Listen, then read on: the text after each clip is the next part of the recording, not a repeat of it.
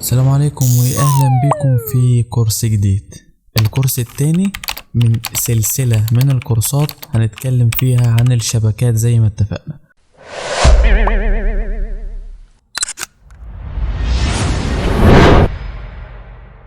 الكورس اللي فاتت اتكلمنا عن اختراق شبكات الواي فاي بشكل مبدئي، واتفقنا ان الكورس ده هيكون عن هجمة الايفل توين اتاك، والكورس التالت هيكون عن اداة الانماب وفحص البورتات، والكورس الرابع هنتكلم فيه عن هجمة المان ان ذا ميدل اتاك، هجمة الرجل في المنتصف.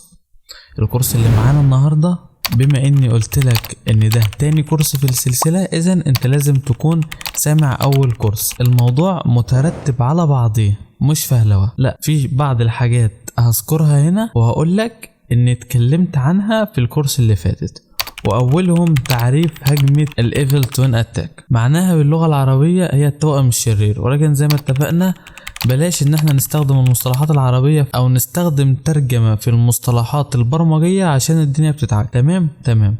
هجمة الايفل توين اتاك هي هجمة متخصصة في اختراق شبكات الواي فاي عن طريق ان انا اعمل شبكة مشابهة لشبكة الواي فاي الموجودة. يعني ولنفرض مثلا ان شبكة الضحية هنا كده اسمها TWM3، فاللي بيحصل مني كمخترق بعمل ايه؟ بعمل شبكة للضحية اسمها TWM3 برضو نفسها هي تمام. وباجي بعد كده افصل اتصال الانترنت عن طريق هجمة الدوس اللي اتعلمناها في الكورس اللي فات، ولما افصل عنه النت هيبدأ الجهاز اللي متصل بيه سواء لابتوب او تليفون يرجع يتصل بالشبكة تاني، هيرفض وهيبدأ ان هو يسجل بالهجمة الفيك بتاعتنا، بالشبكة الفيك بتاعتنا. هيطلب منه ان هو يحط الباسورد عشان يعمل اتصال بالشبكة. وهنا الموضوع كله او الحكمة كلها، الباسورد ده بدل ما بيتحفظ في الراوتر بيتحفظ عندي انا في الملفات اللي انا بكون مجهزها. طيب اللي متابع وعارف معانا من زمان كورس الهندسة الاجتماعية، نفس الفكرة بالظبط اللي كنا بنعمله مع حسابات الفيسبوك والانستجرام والتويتر والتيك توك، وبرضه كان فيه هجمة شبيهة للواي فاي. اتفقنا. انت هنا عندك خلفية من خلال الكورس اللي فات وبرضه من خلال كورس الهندسة الاجتماعية. كل الكورسات دي منشورة مجانية على منصتنا زي ما انتوا شايفين كده، تقدر تشوفها في اي وقت بشكل مجاني، وبرضه موجودة على يوديمي. وبرضه يا شباب نفس المتطلبات اللي استخدمناها في الكورس اللي فات هي نفس المتطلبات اللي هنستخدمها في الكورس ده، هو تكميلي. اهم حاجة عندنا الانتنة، واتفقنا ان هي اساسية ضرورية جدا، وطبعا النظام الوهمي الفي ام وير. في الفيديو الجاي ان شاء الله، في حالة ان انت ما اتفرجتش على الكورس اللي فات، هعرفك ازاي تشتري انتنة او ايه الانتنة او الواي فاي ادابتر اللي مطلوبة في الكورس بتاعنا اللي بتدعم الباكيت انجكشن والميني ترموت. بس لحد هنا نكون وصلنا لنهاية الفيديو بتاعنا. اشوفكم في فيديو جديد ان شاء الله. سلام. السلام عليكم واهلا بكم في فيديو جديد هنتكلم فيه عن اهم المتطلبات اللي تقدر من خلالها تقيم نفسك اذا كنت مؤهل انك تتابع الدورة دي ولا لا. اول حاجة معانا وهي الجهاز اللي انت هتستخدمه. نظام اللينكس مش بيتطلب امكانيات عالية، يعني لو معاك 4 جيجا رام، 3 جيجا رام، 2 3 4 جيجا رام تقدر تتعامل. اي نعم ممكن تقابلك شوية مشاكل في البطء واللاج او التهنيك، بس بتعدي. يعني انا في بداياتي كنت شغال على اللينكس بنظام 2 جيجا، فالوضع واشتغلت والدنيا يعني ايه زي الفل وتمام، ما قالش لا. تمام جدا. تاني حاجة وهي اساسيات النظام. لازم يكون معاك اساسيات لنظام اللينكس. ما ينفعش تكون داخل دورة للشبكات وما يكونش معاك اساسيات اللينكس. ولو انت وصلت هنا ومش معاك اساسيات نظام اللينكس، تقدر تروح على المنصة بتاعتنا TWM3، تدخل على بيج الكورسات وهتلاقي كورس اساسيات اللينكس هنا، تقدر تتفرج عليه وترجع للكورس ده تاني. تمام جدا. تالت واهم حاجة بعد اللابتوب او البي سي ثم الاساسيات وهي الواي فاي ادابتر. اهم حاجة هنستخدمها في الكورس ده. هقول لكم على البدائل الموجودة حاليا في مصر بسعر رخيص يكفي ويقضي الغرض وزيادة. وبرضه اقول لكم لو انتوا عايزين تجيبوا حاجة اللي هي نجيبها مرة واحدة، حاجة من الاخر لا يعلى عليها. اول واحدة معانا وهي من النوع WN823N، دي سعرها في مصر عامل 550 جنيه. معرفش ليه حاليا مش متاحة، بس لو دورت وبحثت على الفيسبوك هتلاقي تمام. ودي بناء على اراء الناس اشتغلت معاهم ودعمت وضع المينيتر مود وزي الفل. تاني حاجة ودي عن تجربة شخصية، ولكن فيرجن اللي قدامنا دي هي فيرجن 2.3 تي بي لينك، خاصة بتي بي لينك، بس فيرجن 2.3 جبتها وعملت لها باك او رجعتها تاني، لانها للاسف لما جبتها ما كانتش بتدعم وضع المينيتر مود. ولما دخلت وبحثت كده وقعدت شوية لقيت ان انت ممكن تنزل لها ملفات من على جيت هاب تخليها تدعم الوضع ده. عملت كده وخليتها فعلا تدعم وضع المينيتر مود لانها، ولكن للاسف ما دعمتش وضع الباكيت انجكشن، يعني بقت مينيتر مود بس من غير حقن، فاذا ملهاش لازمة لو هتجيب فيرجن 2. لكن لو لقيت فيرجن 1 هاتها على طول. تالت حاجة معانا ودي اللي معايا حاليا واللي هنستخدمها في الكورس وهي الالفا. طبعا انا هنا مش محتاج اتكلم كتير، شركة الفا غنية تماما عن التعريف، شركة لا سمعتها، وفي نفس الوقت اليو اس بي ادابتر بتاعها قوية جدا وامتدادها عالي، والسيت شيبس بتاعها راشق معانا في اي حاجة مش هيقول لا. تمام. طيب دي سعرها في كام؟ هنا على امازون سعرها تقريبا يتخطى 13,000 جنيه. هل في انسان عاقل ممكن يدفع السعر ده او الرقم ده في واي فاي ادابتر؟ او ليه اصلا اللي يخلي سعرها بالشكل ده لانها بتدخل مصر بتتحسب علينا جمارك. تمام. طيب ازاي بقى نتخطى المشكلة دي؟ بكل بساطة لو حبيت، ده مش فرض انك تجيبها، لو لقيت الرخيصة هتقضي الغرض وتكفي والدنيا تمام معانا. طيب ازاي بقى تقدر تجيبها جديدة بتلت سعرها ده؟ ببساطة تدخل عندنا على الستور، تقدر تطلبها ببساطة وهتوصلك لحد باب البيت من شركات الشحن الخاصة، وده سعرها 4000، يعني تقريبا اقل، يعني تقريبا تلت تمنها الاصلي. ده لو حبيت انك تستخدمها. وبس لحد هنا نكون وصلنا لنهاية الفيديو بتاعنا. اشوفكم في فيديو جديد ان شاء الله. سلام. السلام عليكم واهلا بكم في فيديو جديد. بدايتنا ان شاء الله على ما انتهينا عليه. في الكورس اللي فات اتعرفنا على اداة ايرجدون، وهنا انا هقف عشان اعرفكم على حاجة مهمة. هجمة الايفل تون اتاك هي مش قانون، هي مش طريقة، مش قرآن، مش حاجة لازم تتعمل بخطوات ثابتة واداة معينة. لا، الموضوع منفتح معنا شوية. يعني ايه؟ يعني في الكورس ده احنا هنتعلم ازاي نعمل الهجمة بخمس طرق مختلفة وخمس ادوات مختلفة. تمام جدا. فاذا بدايتنا ان شاء الله مع اول اداة وهي الايرجدون. اتكلمنا عنها في الكورس اللي فات، اللي منزلها من الكورس اللي فات زي الفل. لأول مرة يسمعنا هنعرف ازاي ان احنا نثبت الاداة دي. نفتح المتصفح وايرجدون هيظهر لنا اول نتيجة في جيت هاب على الكود كده. ناخده كوبي بلون وبعدين كنترول شيفت في للرابط وبعدين انتر. طيب انا بيقول لي ان الاداة عندي اوريدي موجودة. تمام. انت عندك هتبدأ تحمل فل جدا. اثناء تثبيت الاداة ممكن تتطلب منك شوية تحديثات، برضو هنعرف ازاي الموضوع ده بيتعمل.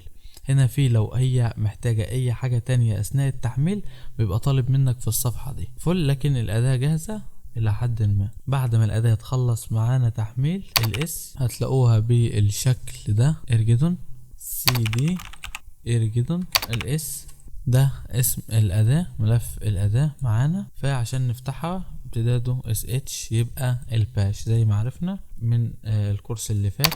وبعدين اسم الاداة. هنا تبدأ الاداة تفتح معانا بكل بساطة ان شاء الله. ممكن يطلب منك شوية تحديثات وانت بتثبتها هنا. تمام. يقول لك ان الادوات دي مش موجودة، فمثلا لما ندوس انتر بيعمل لي تشيك على كل الادوات اللي هو بيستخدمها، فبيقول لي عليها اوكي وتمام. في حالة ان ليه اداة ناقصة هيقولك ان في بعض الادوات ناقصة ومحتاجين ننزلها، هتدوس بس انتر. تمام، هنشوف لو كانت الاداة محتاجة تحديث ولا لا، برضو انتر. تمام جدا. الاستخدام بقى ان شاء الله هنتعلمه من الفيديو الجاي، الدرس الجاي ان شاء الله. سلام، واشوفكم في فيديو جديد. السلام عليكم واهلا بكم في فيديو جديد. في الفيديو ده ان شاء الله هنعمل الهجمة ولكن بالايرجيتون، الاداة اللي ثبتناها في الفيديو اللي فات. طيب قبل ما نشتغل على الهجمة انا هجرب وهشتغل على شبكة الواي فاي الخاصة بيا. تمام، فبالتالي لو انت هتجرب على شبكة الواي فاي الخاصة بيك لازم ما تستخدمش نفس الشبكة على الجهاز اللي انت هتعمل بيه الهجمة. ليه؟ لان احنا هنعمل هجمة هنعمل دوسنتيكيشن على كل الاجهزة المتصلة بالشبكة، فبالتالي الانترنت هيفصل عن اللاب، فبالتالي الهجمة هتبوظ. فاللي هيحصل ايه؟ انا هعمل الاتاك على الشبكة دي TWM3 دي. تمام، فمش هبدأ استخدمها لللاب، هبدأ استخدم شبكة تانية. دي شبكة خاصة بيا، خاصة بالتليفون بتاعي. تمام جدا. نروح بقى لللينكس بتاعنا. سودو SU، صلاحيات الروت، الباسورد كلير. هنبدأ نستخدم الاير جيدون CD اير جيدون LS. نقدر نعمل نقطة سلاش، ونقدر نستخدم الباش على طول عشان الامتداد SH.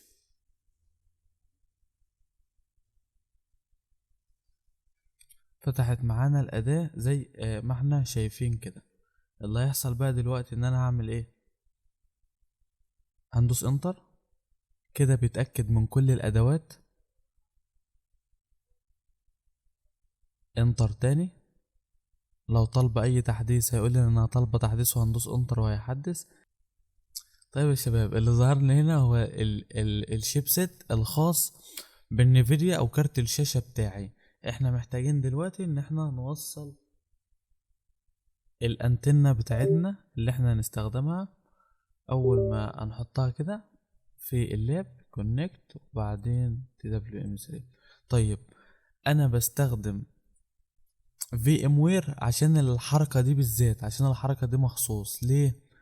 لاني لما كنت بستخدم الفيرتوال بوكس لازم اطلع اوصل الانتنة من بره ومن جوه، ويا تيجي يا ما تجيش، فكرهت الفيرتوال بوكس بسبب الموضوع ده. طيب احنا كنا المفروض اصلا نوصلها من بدري، فهنطلع بقى من دي خلاص. كنترول سي، نبدأ نشغلها تاني.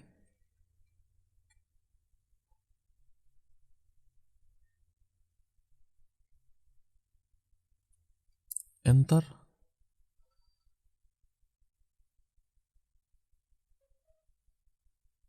انتر تاني. ماشي، هنا بقى نبدأ نستخدم الانتنة بتاعتنا رقم 2 وانتر. هنفعل وضع المينيت ريموت اللي هو ندوس رقم 2 ثم انتر. انتر تاني.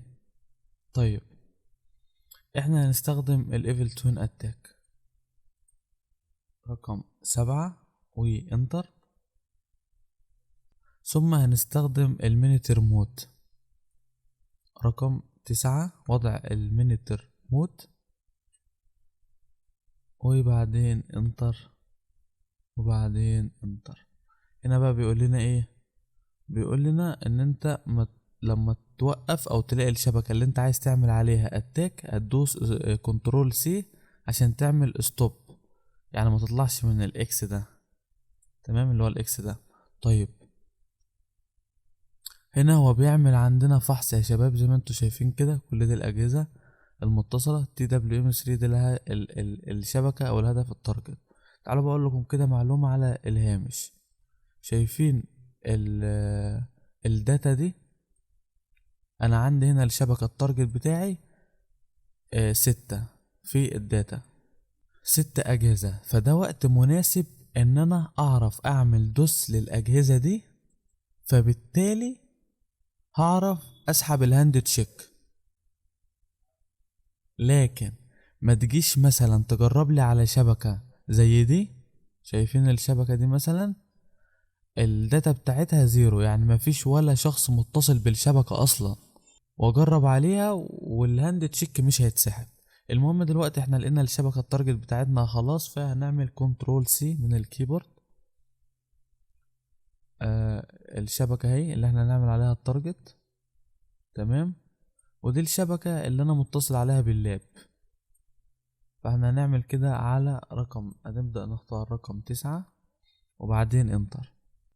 الدوس الخاص بالايروبلاي كنا جربناه في الفيديوهات او في الكورس اللي فات. المرة دي ان شاء الله هنجرب هجمة الدوس الاولى الخاصة بالام دي كي 4 اتاك.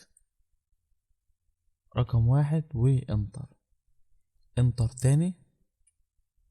هنا بيجيب لي معلومات عن الشبكة، الانترفيس اللي انا هستخدمه، الانتنة الخاصة بيا، الماك ادرس او البي اس اس اي دي للشبكة اللي احنا نعمل عليها الاتاك،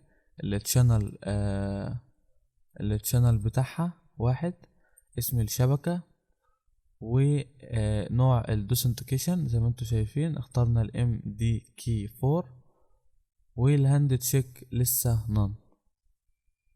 ماشي، بيقول لي do you want to spoof your MAC address، فهدوس انتر تاني.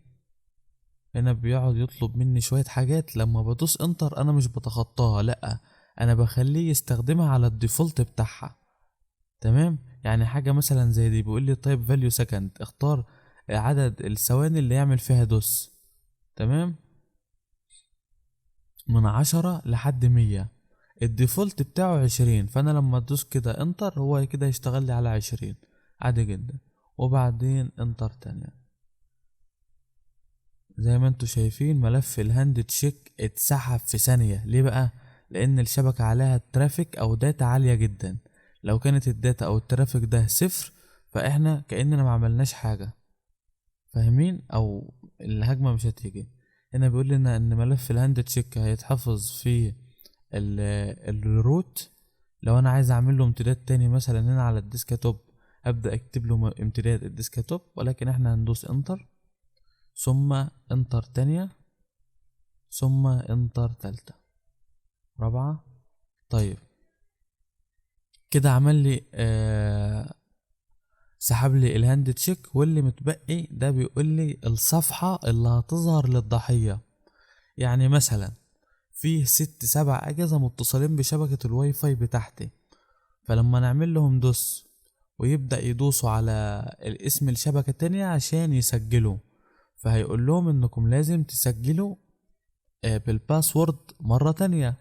فعايزين الصفحة اللي تظهر دي تكون بأي لغة، عربي، انجليش، اسبانيش، فرنش، وعندنا الارابيك عربي، اللغة العربية، تمام. لكن احنا نستخدم اللغة الانجليزية عادي جدا، ممكن تجرب العربي. وبعدين انتر يا شباب، وبعدين انتر تاني.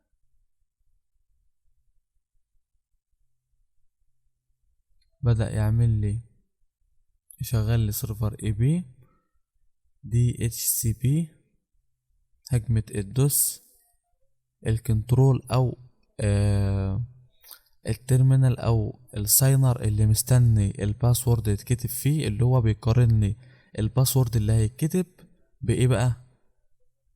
بالهاند تشيك اللي احنا سحبناه، الدي ان اس والويب سايت اللي هو الويب سيرفر اللي احنا هنبدأ نتصل بيه. وبس يا سيدي، كده انت دورك كإيثيكال هاكر عملت اللي عليك وزيادة، والدور دلوقتي جه على الفيكتيم او الضحية. واللي هيحصل كالآتي: الشخص ده هيفتح التليفون عنده، هيلاقي الواي فاي في التليفون عنده مقفول، ولما يجي يفتح او يدخل على اعدادات شبكة الواي فاي هيلاقي شبكتين، واحدة منهم الأصلية والتانية هي الاكسس بوينت او الشبكة الوهمية اللي احنا عملناها. اللي بيحصل دلوقتي ان تليفون الضحية بيحاول بقدر الامكان انه يتوصل بالشبكة الاصلية، ولكن هجمة الدوس اللي احنا عاملينها بتمنعه من ان هو يتصل بالشبكة دي.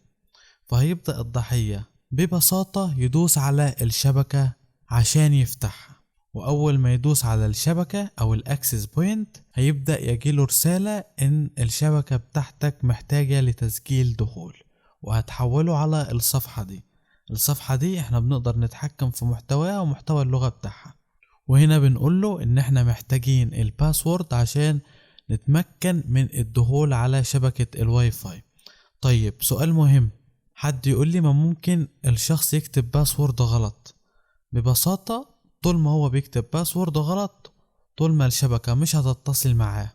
فتعال اقول لكم على السيناريو اللي بيحصل هنا ان احنا سحبين ملف الهاند تشيك من الشبكة بتاع الضحية، فبالتالي احنا معانا اصلا الباسورد ولكن بشكل مشفر. فهو لما يكتب باسورد الصحيح هيبدأ يقارن الباسورد الصحيح بملف الهاند تشيك ويلاقيه، فبالتالي هيبدأ يلغي عملية الدوس وهيلغي عملية الويب سيرفر وهيلغي الاكسس بوينت، والهجمة هتكون انتهت بشكل فعلي. لكن طول ما هو بيحط باسورد غلط الهجمة مش هتنتهي، والاكسس بوينت هتفضل شغالة، والانترنت عنده هيكون معمول عليه دوس ومش شغال. فالموضوع اجباري ان هو لازم يحط الباسورد الصحيح. طيب حط الباسورد الصحيح وتقارن بالهاند تشيك، هيبدأ بكل بساطة زي ما انتوا شايفين كده يظهر لي الباسورد في الليسنر بتاعنا ويوقف عملية الايفل توين اتاك كاملة او الهجمة كاملة. وبس يا سيدي، دي كانت طريقة من 5 أو 6 طرق هنتعلمهم في كورس الايفل توين اتاك. سلام واشوفكم في فيديو جديد. السلام عليكم واهلا بكم في فيديو جديد وسيكشن جديد. في السيكشن ده ان شاء الله هنعمل هجمة الايفل توين اتاك ولكن بأداة جديدة. الأداة اللي معانا النهاردة اسمها فليكشن او فليكسيان، زي ما انت حابب تقول وتنطق براحتك، مش هنختلف، مش ده موضوع الاختلاف اصلا. طيب كعادة اي اداة بنحتاج ننزلها فاحنا بننزلها من على جيت هاب. تمام، احنا مثلا عايزين فليكشن يبقى هنكتب جيت هاب. تمام، وهندخل على اول لينك. لو انت عايز تعرف طريقة تحميل اي اداة، مفروض بما انك واصل للكورس ده فانت بالفعل تعرف تعمل كده. بيبقى على الجيت هاب طريقة التثبيت كاملة، زي ان انت تاخد اهو دي اللينك. تمام، التحميل كامل اهو كوبي، وطريقة تشغيل وفتح الاداة. طيب احنا خدنا اللينك، نيجي بقى كده في التيرمينال بتاعنا وبس، وبعدين انتر. تبدأ تحمل معاك وتاخد وقتها في التحميل على حسب سرعة الانترنت. عندي هنا بيقول لي ان الاداة اوريدي او موجودة عندك في المسار ده، وفعلا اما اجي اعمل الاس في المسار ده الاقي الاداة اهي. طيب عشان افتحها سي دي وفليكشن الاس بقى عشان نعرض الملفات اللي جواها، امتدادها الاس اتش، يبقى هنستخدم الباش. طبعا ممكن نعمل دوت سلاش ونكتب اسم الاداة على طول وبرضه هتفتح معانا انتر. طيب انا هنا بالفعل ثبتها عندي. انت عندك الادوات اللي انت شفتها معمول على اتعمل عليها علامة صح دي، الادوات دي وانا بسطبها كان جايب لي ان هي مش متسطبة او اغلبها، فبيقول لي ان احنا محتاجين نثبت الادوات دي. هل انت موافق؟ هندوس انتر عادي جدا. بعدين بعد ما يعمل الانستليشن او التحديث للادوات دي هيبدأ يسألني سؤال تاني، هيقول لي انت محتاج تستخدم الاداة دي باي لغة. فاحنا عندنا تقريبا هيظهر لنا لغات 12 لغة تقريبا عربي، منهم العربي والانجليش والفرنش والاسبانيش، اللغة الصينية وشوية لغات كده تاني. بس لحد هنا نكون وصلنا لنهاية الفيديو بتاعنا. اشوفكم في فيديو جديد. سلام. السلام عليكم واهلا بكم في فيديو جديد. في الفيديو اللي فات اتعلمنا ازاي نعمل داونلود وانستوليشن للأداة. في الفيديو ده ان شاء الله هنتعلم ازاي نسحب ملف الهاند تشيك من الشبكة التارجت او الضحية اللي احنا هنعمل عليه الاتاك او هجمة الايفل توين اتاك. طيب هنفتح الاداة باش فليكشن. طيب كابتيف بورتال الايفل توين اكسس بوينت ده الحاجة التانية اللي المفروض نعملها، وده اللي هنتعلمه في الفيديو اللي جاي، ان احنا هنعمل الهجمة. لكن دلوقتي احنا عايزين نسحب الهاند تشيك. تمام، هاند تشيك سنوبر. طيب هنا بيقول لك على ال WPE وال WPE2، يعني مش مخصص لك او مش ضيف لك ال WPE3. يعني ما نعرفش نعمل كده على شبكة تليفون، اللي هو بيكون انت فاتح مثلا اكسس بوينت او نقطة اتصال من تليفونك، فبيكون الهاش بتاعه WPE3، فما نقدرش نعمل كده. الهجوم ده يكون على شبكة الواي فاي العادية. تمام. الهاند تشيك رقم 2 وانتر. الانترفيس موجود وكله تمام. هنا بيقول لي عايزين نشتغل على التشانل 2.4 جيجا هرتز ولا 5 جيجا هرتز ولا الاتنين مع بعض. فعادي ممكن نختار رقم 3 اللي هو يظهر لنا الشبكات 2 و5. هنا بيعمل لنا سكان يعني على الشبكات الموجودة. اول ما الاقي الشبكة التارجت او شبكة الضحية احلى كنترول سي، وزي ما انتوا شايفين كده هنشتغل او التارجت بتاعنا الشبكة اللي هي اسمها مستر روبوت رقم 1 وبعدين انتر. هنا بيقول لي select a wireless interface for target، فنختار رقم 1 او هنختار رقم 2 نعمل اسكيب، مش محتاجين دلوقتي. هنستخدم الريسيت اتاك رقم 2. طيب هنا بيقول لنا هنستخدم المينيتور او الميثود هاند تشيك، هنستخدم الايرو بلاي ان جي ولا هنستخدم الام دي كي 4. فاحنا هنستخدم الام دي كي 4 دوثنتيكيشن اللي هي رقم 3 وبعدين انتر. الكوباتي رقم 2 وانتر. نستخدم 30 ثانية عشان يعمل لنا الدوس ويسحب لنا الهاند تشيك رقم 1 وانتر، ورقم 2 الفيريفيكيشن وانتر. بصوا بقى هنا بيعمل لنا في الخانة دي هيعمل لنا دوس لأي كلاينت يتصل بالشبكة. تمام جدا. اللي احنا نعمله دلوقتي ان لو الشبكة مش متصل بيها حد صعب جدا ان احنا نسحب الهاند تشيك بتاعها، فنستنى لحد ما حد يتصل بالشبكة دي. طبعا زي ما انتوا شفتوا كده يا شباب، اول ما اتصلنا بالشبكة بدأ يعمل ديسكونكشن للكلاينت او للتليفون او للتارجت، وفصلوا من على الجهاز. وزي ما انتوا شايفين جاب لي سكسس هاش، يعني ان الهاند تشيك اتسحب. خلاص هنعمل كنترول سي او نعمل اكس كده وهنبدأ نختار سيلكت انذر اتاك رقم 1 وبعدين انتر وبس. لحد هنا نكون خلصنا بارت 1. في الفيديو الجاي ان شاء الله هنعرف او هنتعلم ازاي نعمل الهجمة على الشبكة. سلام واشوفكم في فيديو جديد.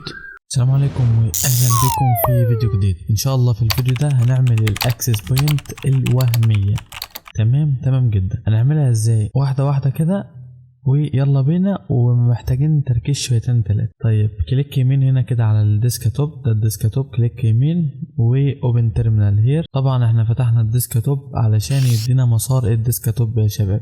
فل جدا. هنعمل ايه بقى ان شاء الله؟ هننشئ ملفين nano dns mask.conf اللي هو اختصار لconfiguration او تفعيل. تمام. اللي احنا بنعمله ده واحنا بنعمل access point وهمية. اتفقنا؟ انتر. طيب هنا بقى هنكتب ايه؟ طيب هنا هنديله بيانات بقى زي ايه؟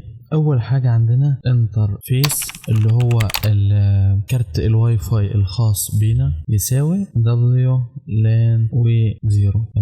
تمام جدا. بعدين هنديله DHCP/branch يساوي 192.168 تمام .1.2. هنفهم دلوقتي انا بعمل ايه. وبعدين فاصلة وبعدين 192.168.1.250 وبعدين فاصلة و20 اتشهار. طيب نشرح واحدة. DHCP داش رانج انا بقول ان بقول لملف التفعيل ده ان او انا مثلا انا كده بعمل شبكة وهمية، فبقول للشبكة الوهمية دي اللي هيتصل بيك اديله IP من اول 192.1.2 لحد .1.250. تمام. واعمل لي تغيير كل 12 ساعة او غير اوتوماتيك مع نفسك كل 12 ساعة. طيب بالنسبة لي دوت 1 ليه مش دوت 1؟ اقول لك لان الدوت 1 ده اللي هياخدها الشبكة اللي هي الشبكة الوهمية، هياخد الدوت 1 ده. تمام جدا. تعالى بقى نكتب او نعمل ال DHCP الخاص بالشبكة الوهمية. DHCP داش اوبشن وبعد يساوي 3 فاصلة وبعدين 192.168.1.1. تمام يا شباب. تمام جدا. هنا ده الاي بي اللي هو هيكون للراوتر اللي هو الاساسي اصلا. تمام. بعدين بقى نكتب الامر الثاني اللي هو التليفونات او الاجهزه المتصله هتاخد منه الاي بي ده دي سي بي داش اوبشن. بصوا هو نفسه ده اهو كنترول في، ولكن بس التغيير الثلاثه نخليها. طيب عايزين بقى نحفظ الملف اللي احنا عملناه ده، نراجعه الاول. انترفيس WLAN 0 DHCP ران. تمام. 192.168.1.2 فاصلة .192.168.1.250 فاصلة 12 ساعة DNS DHCP اوبشن. تمام كله تمام. هنعمل ايه بقى عشان نحفظ يا شباب؟ كنترول او انتر وبعدين كنترول اكس. كده احنا عملنا الملف يا شباب واتحفظ معانا اهو على الديسكتوب. ليه اتحفظ على الديسكتوب؟ لان احنا اصلا مختارين مسار الديسكتوب. طيب هنعمل بقى الملف الثاني. الملف الثاني بقى يا شباب هيكون host ebd انتر. انا طلعت غلط طبعا، المفروض نعمل دوت كونف، فهنعمل نانو دوت وبعدين انتر. تمام كده. نختار بسم الله، يعني هنكتب ايه بقى برضو انتر فيس ايكوال WLAN 0 SSID. شباب ده اسم الشبكة الوهمية اللي احنا هنعمله. محمود اللي انا كاتبه ده محمود. وعندنا التشانل او التردد. فاحنا عندنا يا شباب التردد من 1 ل 12. ما ينفعش نعمل 0 او حاجة اكتر من 12. اختار 7 مثلا او 6 عادي. اخر حاجة هنختارها وهي او هنكتبها هي الدرايف او ملف التعريف equal NL 80.221 او 2.1.1. بص يا شباب بقى، احنا ممكن لو مثلا حد متلخبط او مش عايز يكتب الكلام ده، فانا ممكن اختصر الوقت واحط لكم الملفات دي في الاتاتشمنت الخاص بالكورس. تمام. عندنا كنترول او انتر كنترول اكس. كده احنا عملنا الملفين دول. حلو جدا. عايزين بقى نحطهم في الروت. ناخدهم كده قط، نروح للهوم ثم الفايل سيستم، ونيجي هنا ناخد وضع الروت، نكتب الباسورد بتاع النظام، ثم نيجي كده على فايل الروت ونعمل هنا بيست للملفات الاثنين ملفات دول يا شباب. اخر حاجة بقى معانا وهي تفعيل الملفات دي. هنيجي بقى هنا مكان ما حطينا ملفات الروت دي اوبن تيرمينال هير. تمام. طبعا هو بيبقى واخد صلاحيات الروت لان احنا اصلا كده داخل ملف الروت اهو. شايفين احنا داخل الروت. تمام. هنكتب ايه بقى عشان نفتح او نفعل الملفات دي؟ DNS mask C capital /root/ اسم الملف اللي هو DNS mask DNSmask.config وبعدين انتر. ندخل بقى على الملف الثاني برضو. عندنا الهوست ebd /root/host ebd.config وبعدين انتر. ثانية واحدة، هنا بيقول لنا ان في خطأ في الانترفيس، وده فعلا لان انا اصلا يعني طول الشرح ده نسيت افعل او نسيت اوصل الانترفيس كارت الواي فاي، فعادي مش موضوع يعني، نشيله ونحطه تاني. اوكي. نطلع على الامر تاني. بالخطأ فين كمان؟ يعني احنا عندنا خطأ تاني في كلمة تشانل، حرف واحد يبوظ لنا الدنيا كلها. تشانل اي تقيلة ال. فاهمين الفكرة؟ فاحنا نفتح الملف تاني عادي جدا. هنا لما نفتحه من هنا مش هنقدر للأسف نعدل عليه. نفتحه عادي من هنا نانو وبعدين ونبدأ نعدل. اي تقيلة وبعدين كنترول او وبعدين انتر وبعدين كنترول اكس. تمام. تعالوا بقى نرجع ندي الامر ده تاني اللي هو امر التفعيل وبعدين انتر. تمام يا شباب كده زي الفل اوي. كده يا شباب لما نفتح مع بعض الاعدادات الواي فاي نشوف الدنيا وصلت لايه. الصغر دي كده نفتح الواي فاي نسيبه كده يعمل سكان براحته عادي جدا. هنلاقي شبكة محمود اهي ظهر. الله لو فتحنا التليفون هنلاقي الشبكة ظاهرة على التليفون. بس لحد هنا نكون وصلنا لنهاية الفيديو بتاعنا. سلام واشوفكم في فيديو جديد ان شاء الله. السلام عليكم واهلا بكم في سيكشن جديد. طيب الاداه اللي احنا هنستخدمها النهارده هي اداه ان انا بستخدمها بشكل شخصي. هي اداه سهله جدا وبسيطه جدا وجميله، وانتوا حتى في الفيديوهات هتلاقي ان دي اقصر فيديوهات شرحي هي ان احنا نعمل هجمه الايفل توين اتاك ولكن باداه الواي فاي. جربنا الايرتون وجربنا الكونكشن، والمره دي هنستخدم الواي فاي. طيب خلينا متفقين بسم الله الرحمن الرحيم كده لك ان احنا عندنا شروط قبل استخدام الاداه. زي ما قلت لك عشان نستخدم حاجه بسهوله لازم نضحي بحاجه ثانيه. الاداه دي لها شروط في الاستخدام. ايه هي؟ شرط استخدامها ان لازم يكون كارت الواي فاي اللي احنا هنستخدمه هو كارت واي فاي ألف. تمام.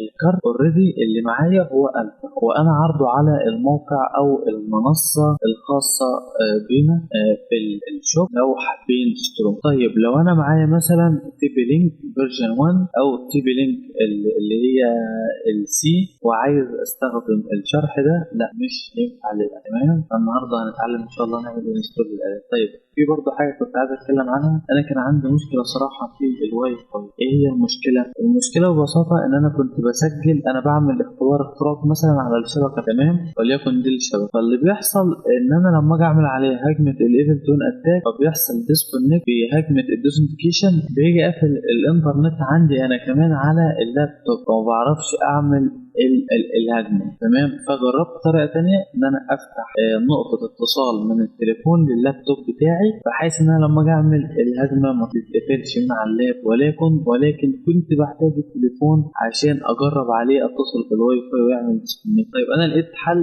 سهل وبسيط جدا جدا جدا، معرفش كان غايب عني فين، ان انا وصلت الانترنت لللابتوب بالوصله اللي هي الصفرة دي، جبت الراوتر جنب اللابتوب ووصلت الانترنت بالوصله اللي هي الصفرة اللي هي بتكون مباشره من اللابتوب للراوتر على طول. فبالتالي انا لما اشتغل على الهجمه مش هيحصل اي معلومه يمكن تفيدك لو انت بتجرب زي على الشبكه الشخصيه الخاصه بالبيت. يعني قلت انها ممكن معلومه تفيدك ان شاء الله. طيب طريقه تحميل واي فاي في شرط الاداه دي. مبدئيا احنا ممكن نكتب واي فاي بعد ما واي فاي فيشر زي ما انتم شايفين اول لينك، وبعدين ممكن ناخد الكود ونعمل جيت لود وانستول للاداه. ولكن ودي برضه فكره شرح الاداه يا جماعه، هو بيعمل لي اكسس بوينت بكل سهوله صراحه. يعني الاداه دي جميله جدا ومن افضل الادوات اللي الواحد يستخدمها بشكل شخصي. طيب هل سرحنا في الكلام؟ ممكن ناخدها كده او ممكن نستخدم الانستول بطريقه ثانيه، اللي هي اصلا اداه اللينك بيدعمها، فننزلها بطريقه ثانيه اللي هي ايه؟ pt-get install واي فاي وبعدين طبعا انا منزلها قبل كده فبيقول لي ان هي انستولد اصلا ملهاش تحديث نوت ابجريدد. تمام. لكن انتوا بقى لما تيجي تنزلوها هيقول لك هيخيرك كده، يقول لك انت موافق على تنزيل الاداه، تعمل له حرف الواي اللي هو يس وبعدين انتر وخلاص كده الاداه تكون اتحملت بكل بساطه. دي طريقه التحميل. طيب طريقه الانستول هي الاداه نفسها ملهاش انستول. الاداه لو انت وصلت في اللاب بتاعك كارت الواي فاي اللي هو الالفا ما تشتغل معاك، ما عندكش الالفا ومش تقدر تشتغل اصلا. فمثلا يعني انا هنا كده مش موصل كارت الواي فاي بتاعي، وصلت خالص اهو، بدوس انتر فين الاداه مش هتقدر تفتح اصلا. تمام. ده اول ما شلت الالفا اللي عندي. بس لحد هنا نكون وصلنا لنهايه الفيديو، واشوفكم في فيديو جديد ان شاء الله. سلام. السلام عليكم واهلا بكم في فيديو جديد. وفي الأداة الأفضل من وجهة نظري في عمل الإيفل تون أتاك وكمان الأداة الأسهل واي فاي فيشر. طيب الواي فاي فيشر يا شباب بتعرف تعمل الهجمة، شاطرة جدا في حتة ال HTML أو الصفحة الوهمية، الصفحة الفيك، الصفحة اللي بتظهر للفيكتيم أو الضحية لما نقول له، لما الأكسس بوينت يدوس عليها ويقول له إن الشبكة دي محتاجة الباسورد. تعالوا مثلا نروح كده للأداة على جيت هاب وننزل تحت لفكرة الشبكة برضو زي ما اتعلمنا في التو سيكشن اللي فات، الإرجدون والفليكشن شبكة وهمية. ننزل عند الواجهة الرسومية للأداة، لما بنفتح بيجيب لنا الشبكة بالشكل ده، بنبدأ نستهدف نقطة وصول أو شبكة وبعدين بنعمل عليها تارجت أو نعمل عليها الهجمة الإيفل تون أتاك. وفي الآخر بقى يا شباب، وده اللي أنا بتكلم فيه، هي صفحة ال HTML البيلدر اللي بتكون معمولة مع الأداة، حاجة شكلها حلو جدا. تمام. فهنا دي صفحة اللوجن اللي بيكتب فيها أو بنكتب فيها الباسورد بالشكل ده كده، ونقدر نختار الشكل ده الخاص بالفيسبوك get connected to the internet for free، يعني اشترك عشان تحصل على انترنت مجاني. والتالتة اللي هي الشكل الجمالي ده اللي هو بيطلب منك الباسورد واحسن من دي. ولكن يعني ابعدهم فكرة الفيسبوك دي، لان محدش هيشترك في الفيسبوك عشان او يتصل بانترنت، فكرة بعيدة شوية. طيب نرجع بقى للنظام بتاعنا، نوصل الواي فاي ادابتر ايرمون داش ان جي ده عشان نفعل وضع المونيتور مود. اي دبليو كونفيج هيظهر لي ان المود مونيتور. تمام، نعمل كلير ونفتح الأداة. وطبعا زي ما اتفقنا ان لازم كارت واي فاي الفا الاصلي عشان الأداة دي تشتغل معاك. التي بي لينك او التي بي للأسف ما بتشتغلش. انتر. زي ما اتفقنا في الأدوات التانية ان لازم اعمل الهجمة دي على شبكة يكون فيها عدد من الكلاينت، فاهمين؟ يعني الشبكة دي مثلا مستر روبوت عليها 3 متصلين بالشبكة، ده معناه ان انا اقدر اعمل الهجمة. لكن لما مثلا شبكة زي دي مفيش حد متصل بيها، فانا هعمل الهجمة على مين؟ ما هو لازم شخص، لازم بشر هو اللي هيحقق لي لازم ضحية فيكتيم هو اللي هيحقق لي الهدف. المهم بعد ما نختار الشبكة كده وهندوس عليها انتر. طيب احنا هنا عندنا available phishing، عندنا النتورك مانجر اللي هي صفحة تسجيل الدخول للواي فاي اللي هي العادية جدا اللي انا وريتها لكم في الجيت هاب، في صفحة الجيت هاب، والاوز لوجن بيج برضو اللي وريتها لكم في صفحة الجيت هاب اللي هو التانية، اللي هو يعني بيختص سوشيال نتورك زي ما انتم شايفين كده، فيسبوك بقى او غيره. المهم احنا هنختار رقم 1 وبندوس في الكيبورد انتر، وزي ما انتم شايفين كده جاب لنا ال ASSID وال BSSID والانترفيس اللي احنا مستخدمينه، وجاب لنا الدوس اول جهاز اهودي، وده غالبا الجهاز بتاعنا. واول ما ندخل كده على الواي فاي هيبدأ يجيب لي الشبكة الاصلية والشبكة الاكسس بوينت. طبعا عامل لي دوس سوداء على 3 اجهزة زي ما انتم شايفين، 3 اجهزة معمول لهم دوس، محدش هيقدر ان هو يفتحهم او يفتح الشبكة. وطبعا بقى يا شباب زي ما احنا شايفين في 5 اجهزة متصلين، منهم جهازين فتحوا الباسورد وعايزين فعلا يعملوا كونكت للباسورد، منهم الجهاز اللي في ايدي حاليا اللي بنصور عليه ده. فمثلا لما اكتب الباسورد وبعدين نعمل جوين او انضمام للشبكة، طبعا زي ما انتم شايفين كده يا شباب قال لي ان الجهاز ده اتصل، اتعرض فعلا لهجمة الايفل توين، وحطلنا الباسورد اهو. وبس لحد هنا نكون وصلنا لنهاية الفيديو، اشوفكم في فيديو جديد ان شاء الله. سلام. السلام عليكم واهلا بكم في فيديو جديد وسيكشن جديد. في السيكشن ده هنعمل حاجة مختلفة ان شاء الله. من بداية الكورس واحنا بنتعلم نستخدم ادوات بالفعل هي معمولة بس احنا بنتعلم استخدامها، لكن السيكشن ده هو عنوانه Build our Evil Twin Attack System.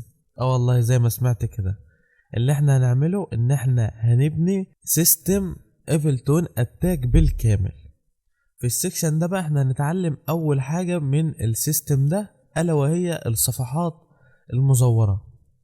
ازاي الكلام ده؟ الصفحة المزورة اللي انتوا شايفينها دي يا شباب اللي هي بنحط فيها الباسورد بتاع الشبكة علشان يوصل لنا على الليسنر. ده اللي احنا هنتعلم نبنيه في السيكشن ده، وكمان نرفع الصفحة دي على السيرفر. فاستعدوا، توكل على الله، يلا بينا. السلام عليكم واهلا بكم في فيديو جديد هنشرح فيه ازاي ننزل النجروك. طيب لو انت متابع كورساتي اللي فاتت كلها، ففي كل الكورسات حصل حاجة خلتنا نستخدم النجروك. ده معناه ان هو ليه اهمية كبيرة.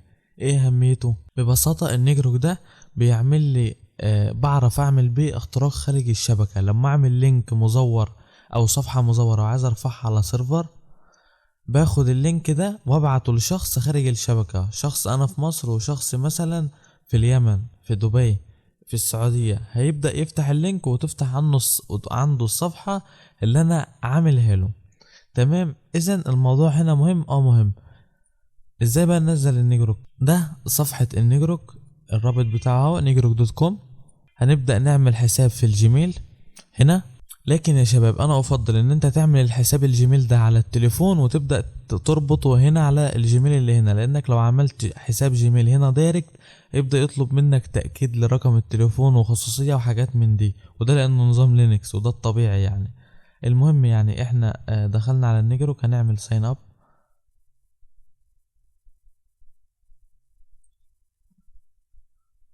نبدأ نعمل اسم والايميل اللي انا لسه عامله.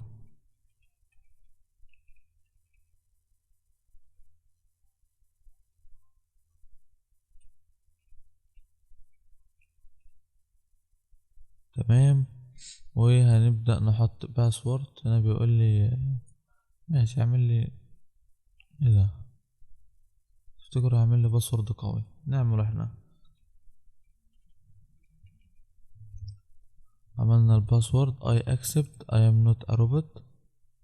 عربية عربية عربية عربية verify و sign up و save لان هنحتاجه كتير. خلاص قلنا سيف جو تو ايميل. طيب نطلع من هنا بقى عادي ونروح للايميل اللي هيكون بعت لنا عليه رسالة تأكيد اهو.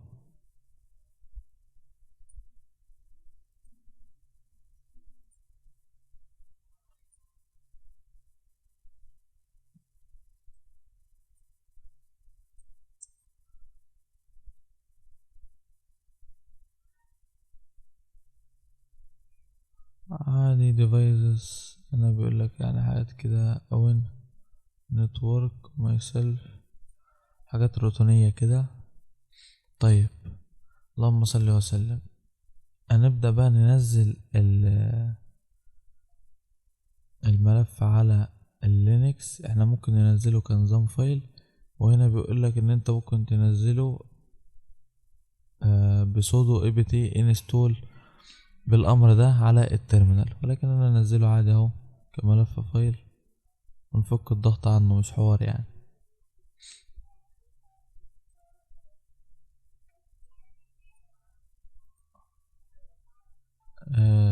اكسكراكتير. شوف بقى اول ما نعمل له الاستخراج لسه هيظهر هنا دلوقتي علامة الترس بتاعته دلوقتي.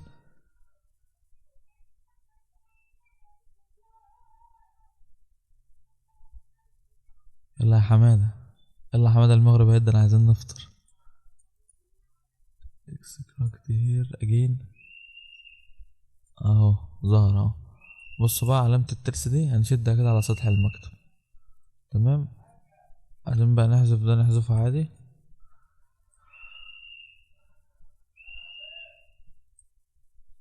طيب كده فتحنا او نزلنا النجروك. هناخد بقى يا شباب بصوا كده الاستوكن ده الكونفيجريشن فايل ده مهم جدا. هنعمل ايه؟ هناخده كده كوبي. تمام. نطلع بقى من هنا خالص، نيجي كده على النجروك كليك يمين open terminal here. تمام. كبر شوي. هنعمل ايه بقى عشان نفعله؟ دوت سلاش وكنترول شيفت في اللينك اللي احنا خدناه شايفين، وبعدين انتر. التوكن saved to configuration file اتحفظ وكده كمان اتفعل. تعالوا كده مثلا لما نجرب حاجة بسيطة اختبار يعني عليه. دوت سلاش نجروك http نشتغل مثلا على بورت 4 وبعدين انتر. شايفين بقى اللينك ده يا شباب؟ اللينك اللي هو ده اهو. اللينك ده اقدر اعمل بيه ابعته لشخص ويفتح بيه الصفحة اللي انا عايزها. في الفيديو الجاي بقى هنربط اللينك ده او النجروك ده بسيرفر الاباتشي عشان نرفع عليه الصفحة المزورة. يلا سلام واشوفكم في فيديو جديد. السلام عليكم واهلا بكم في فيديو جديد هنعمل فيه داونلود للاباتشي سيرفر او سيرفر الاباتشي اللي هنعرف من خلاله نرفع عليه الصفحة المزورة مبدئيا، الا وهي ان احنا هننزل الاباتشي هنعمل بس الاول apt update وبعدين انتر. سيبه كده يعمل update للنظام لو اي ملفات ناقصة كده ولا حاجة.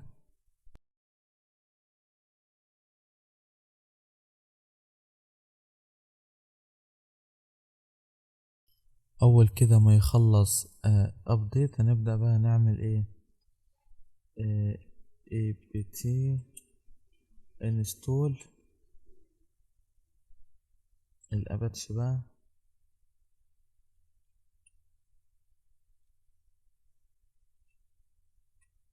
هننزل سيرفر الاباتشي. تمام، بعد ما سيرفر الاباتشي نزل معانا هنبدأ نفتحه. هنكتب services start وانتر. كده يا شباب سيرفر الاباتشي اتفعل. ده معناه ايه؟ ده معناه ان انا عايز ارفع ملفات على الانترنت. هقدر ارفعها بكل سهولة. ازاي بقى بتترفع؟ صلوا بنا على النبي. الهوم وفايل سيستم الفار www.html. هنا ده كده سيرفر الاباتشي. اي حاجة هحطها هنا هتبدأ تترفع لي على الانترنت. طيب دي مثلا صفحة اندكس، ده اللي هو الديفولت اللي هو الملفات اللي بتبقى جاية مع نظام اللينكس. فتعالوا نفتح مثلا كده نعرف الاي بي بتاعنا. بصوا كده يا شباب، ده الاي بي بتاعنا. اخده كده كنترول شيفت سي، نروح على المتصفح، نطلع من دي ونحط كده اللينك اللي احنا لسه واخدينه ده. بصوا جاب لنا ايه؟ جاب لنا الصفحة اللي هي دي اللي هما الوهميتين دول. طيب احنا مش عايزينهم، احنا نعمل لهم كده ديليت ديليت. طيب هنا مش عايز يعمل ديليت ليه؟ عشان عايز يدينا ايه ويخلينا ناخد صلاحية الروت. فهنقول له open as root 0. نحط الباسورد بتاع النظام، ناخد الملفين دول كده ونحذفهم ديليت. اتحذفوا هنا كده زي ما انتوا شايفين. طيب هنبدأ بقى نيجي كده على الداونلود. الملفات اللي احنا حملناها في الاول يا شباب اللي هي دي، ناخدهم كده كوبي ونروح للفايل سيستم var www.html ونعمل لهم بيست هنا. نفعل وضع الروت تاني طالما البيست مش جاية انها شغالة. والبيست اهو شايفين دي كده الملفات اترفعت معانا على سيرفر الاباتشي. تعالوا بقى نروح للمتصفح تاني نعمل الجمال. شايفين واي فاي سيرفر.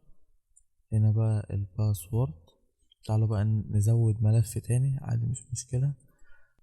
وكمان يا شباب نقدر نضيف ملف باسورد او يعني كريت كده فايل.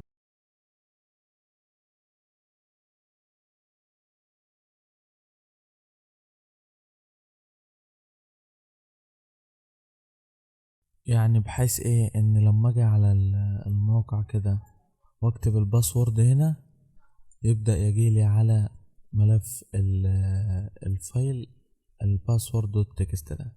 تمام تمام جدا.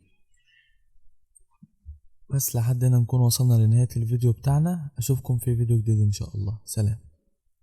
السلام عليكم واهلا بكم في فيديو جديد. هنتعلم في الفيديو ده ازاي نربط السيرفر الاباتشي مع النجروك عشان نخلي اللينك بابليك اي حد يقدر يستخدمه عادي جدا. تمام تمام جدا. مبدئيا في البداية احنا هنفعل سيرفر الاباتشي services apache start فل. وهنيجي هنا نشغل النجروك دوت سلاش نجروك http. ماشي. ليه هنا ما اشتغلش؟ الدايركتوري او المسار خاطئ، فهو بيشتغل على انا منزله على الديسكتوب فلازم افتح فولدر الديسكتوب. اذا cd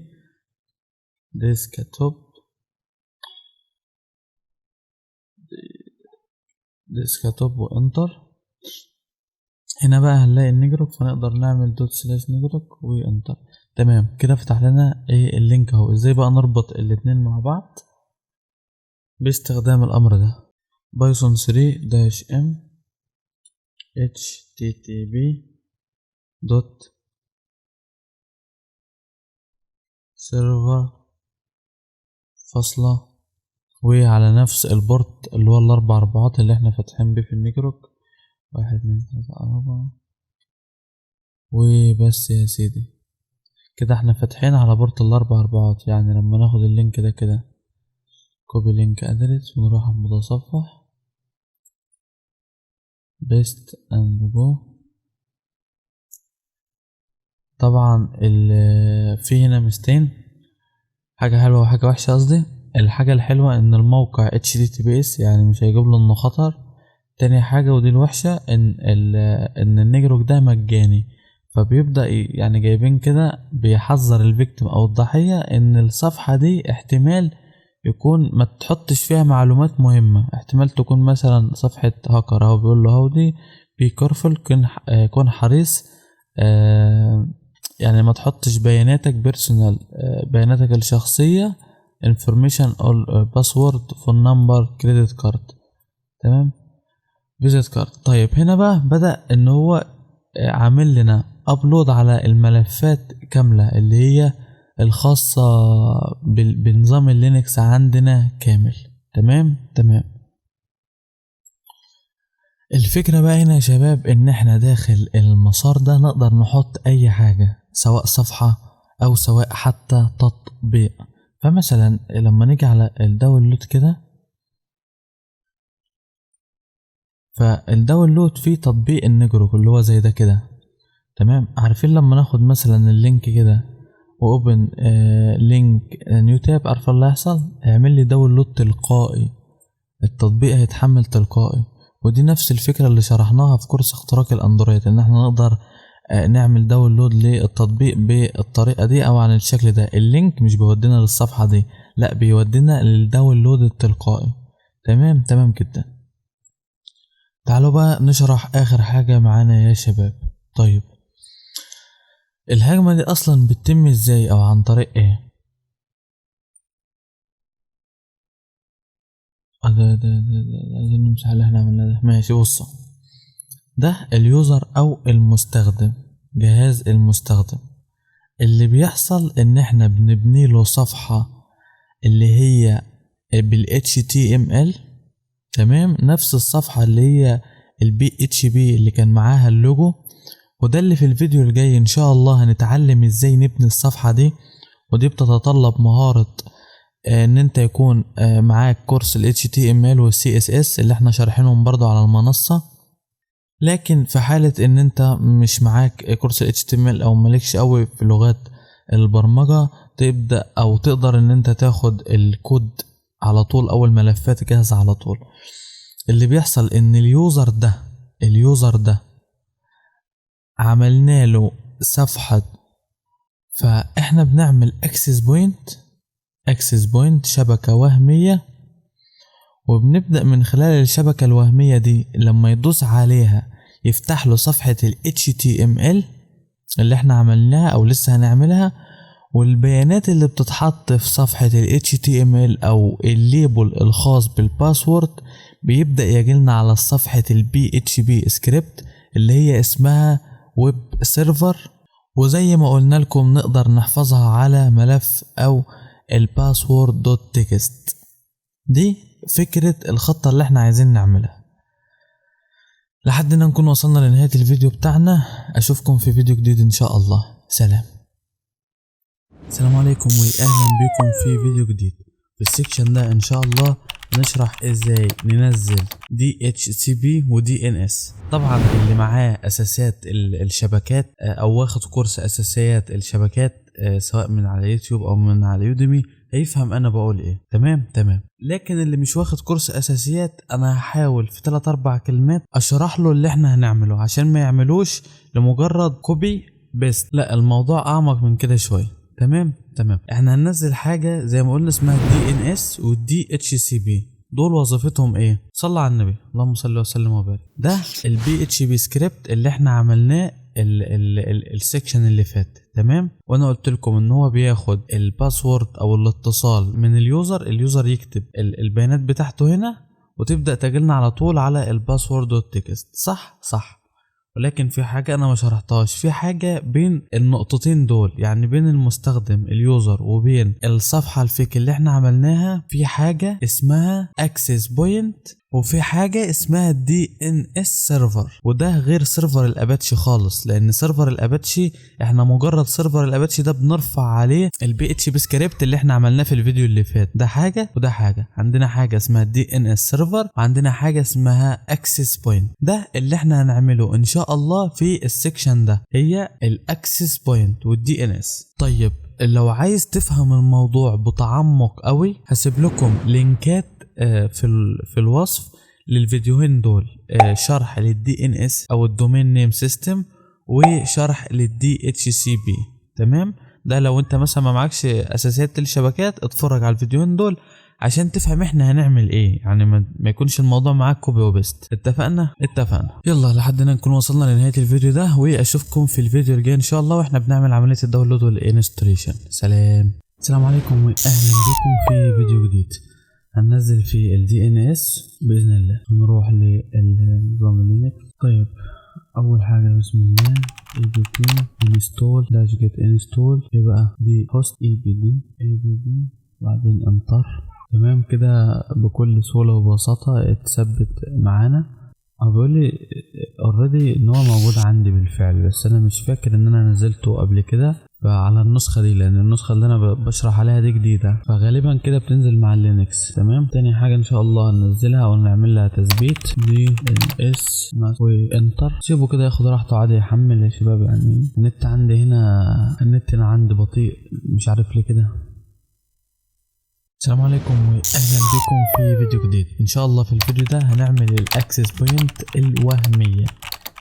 تمام جدا. هنعملها ازاي؟ واحده كده ويلا بينا، ومحتاجين تركيز شويتين تلاتة. طيب كليك يمين هنا كده على الديسكتوب، ده الديسكتوب، كليك يمين واوبن تيرمينال هير. طبعا احنا فتحنا الديسكتوب علشان يدينا مسار الديسكتوب يا شباب.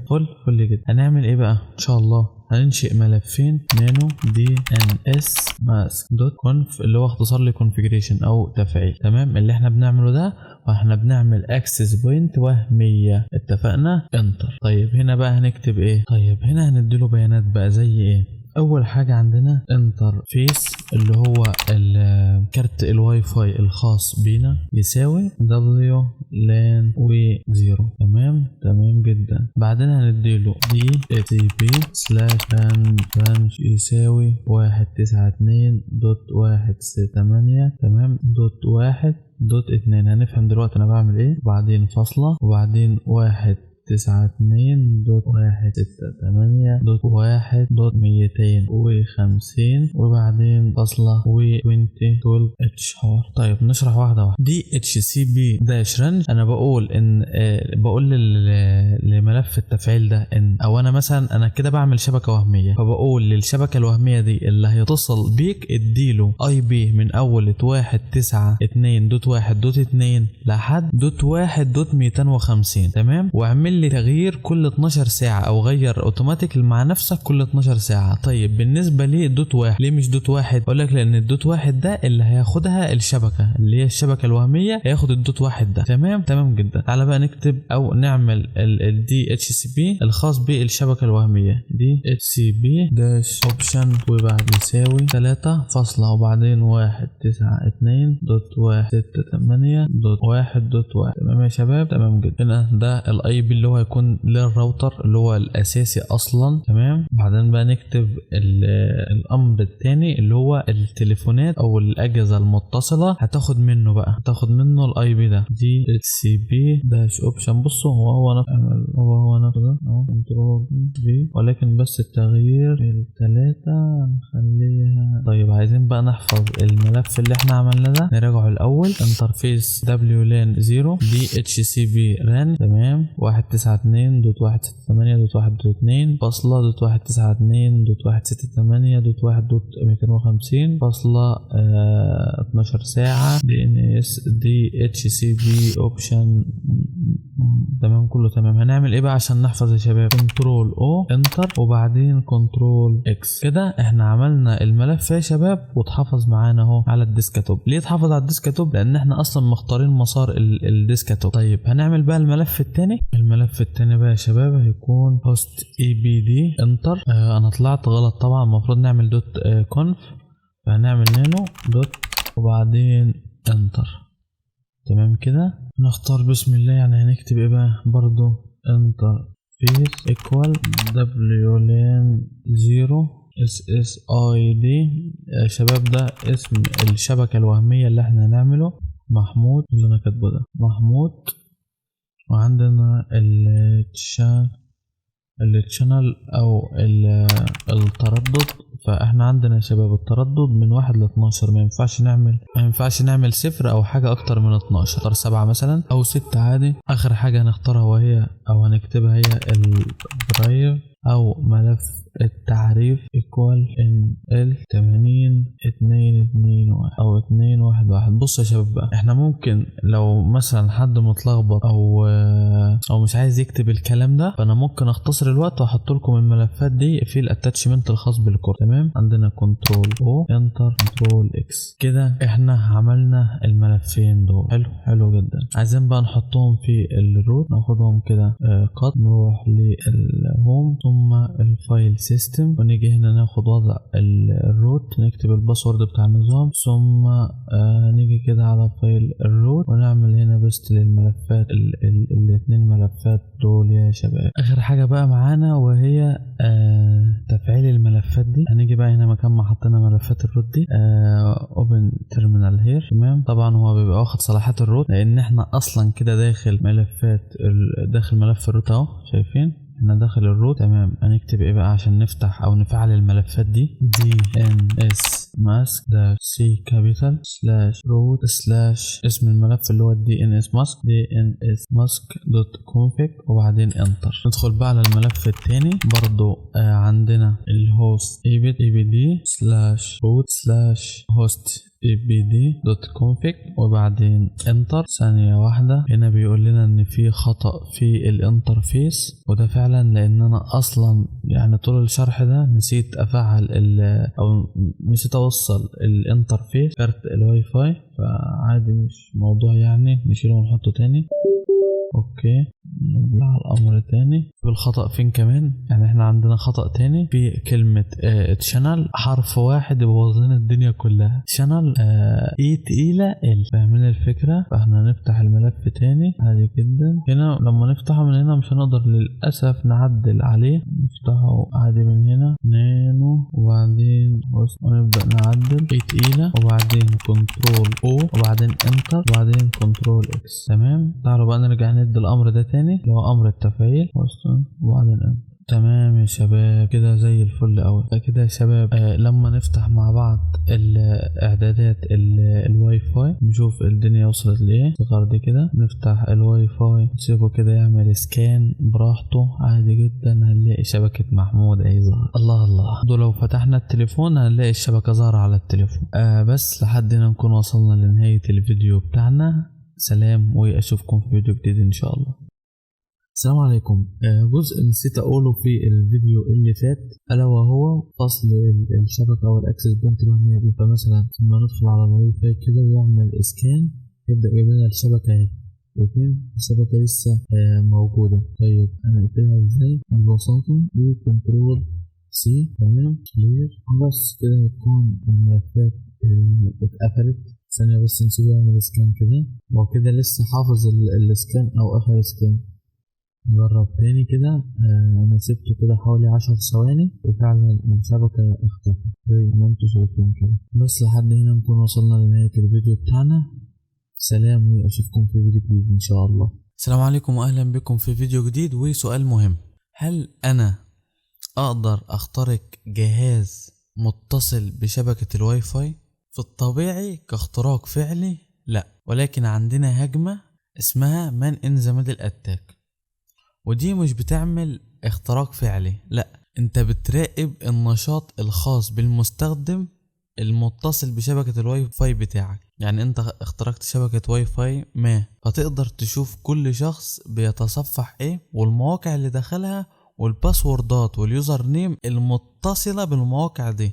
يعني هو الموقع مثلا فيسبوك تطلب منه تسجيل دخول، حط اليوزر نيم والباسورد، ده اللي احنا بنقدر نلعبه.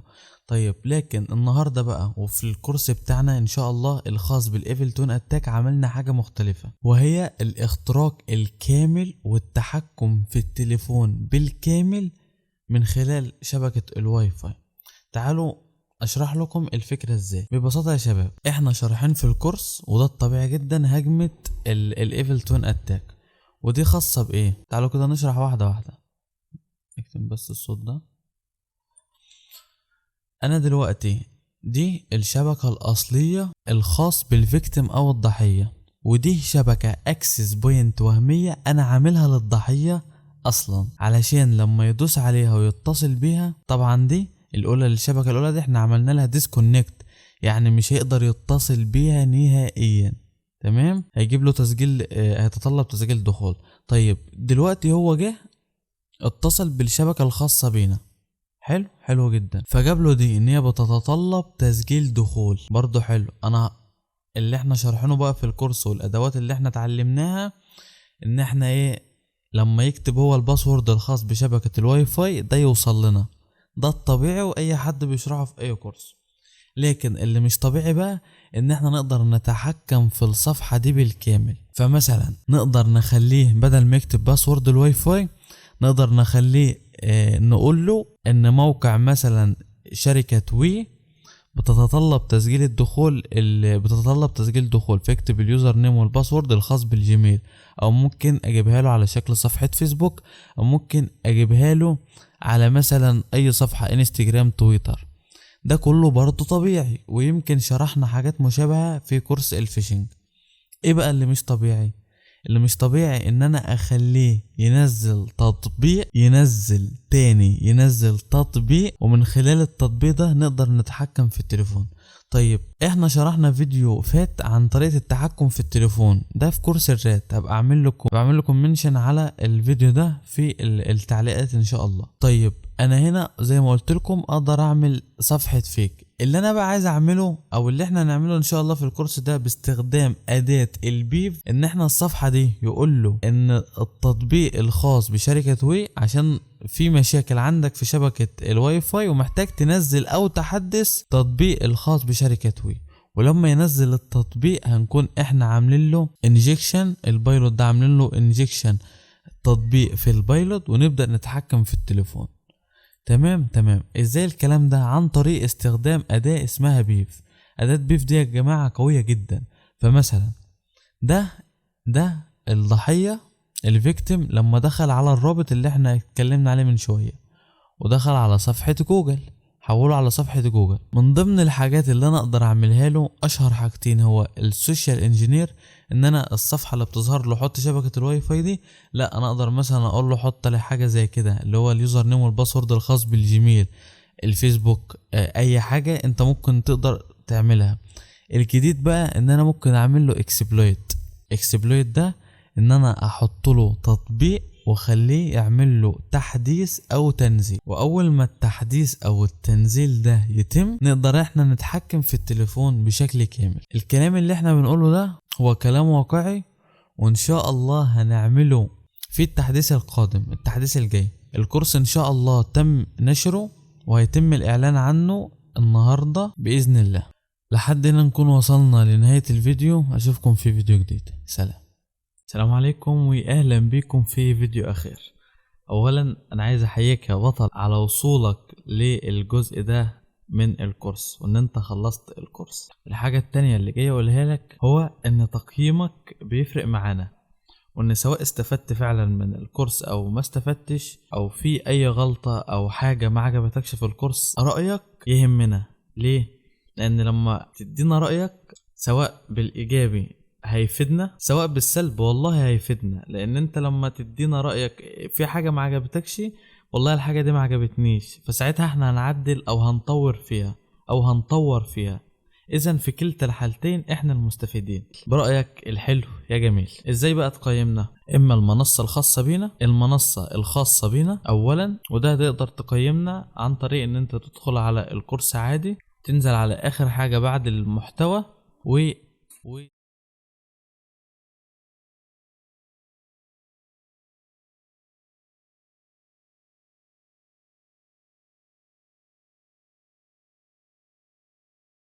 تدوس على رايت ريفيو، تبدأ تعلم هنا وتقول رأيك او تعليقك هنا، ثم تدوس على اد ريفيو.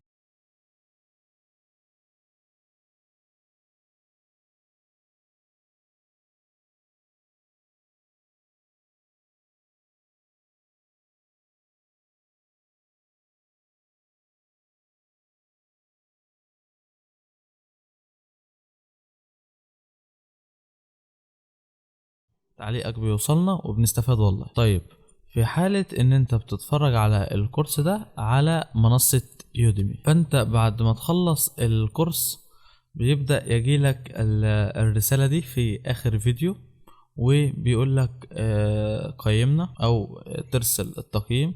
تبدأ تحدد كده وتكتب هنا رأيك ايا كان هو ايه. ولو انت مثلا جالك اخر فيديو اوريدي الرسالة دي وانت تخطيتها، فبتلاقي نجمة هنا عليها رسالة التقييم، او ان انت تقدر تقيمنا من النجمة اللي فوق دي. تمام. وبعدين سيف، وهنا تقدر تعمل الاستبيان ده وتقدر تعمل له سكيب، وبعدين سيف اند اكزيت. بس حاجة بسيطة مش هتكمل تقريبا دقيقة، الا انها هتفرق معنا جدا.